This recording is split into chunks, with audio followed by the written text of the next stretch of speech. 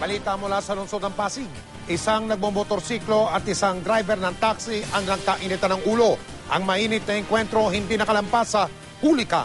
Nakatutok si Jay Sabalde. Eksklusibo. Sa nakuhang video ng GMA News kahapon, huling-huli ng CCTV ang bangayan ng dalawang motorista sa Cabana Shaw Boulevard sa Pasig City.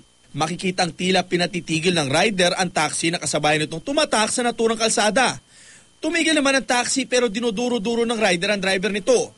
Nang umandar na uli ang motorsiklo, akmang didiretso na rin sana ang taxi. Pero bigla na lamang kinat ng rider ang taxi.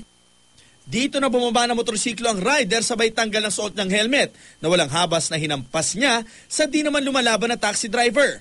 Di pa nakontento, pinilit buksan ng rider ang pinto ng taxi na naging dahilan naman para bumaba na roon ang driver nito, tila may tangan pang isang matulis na bagay.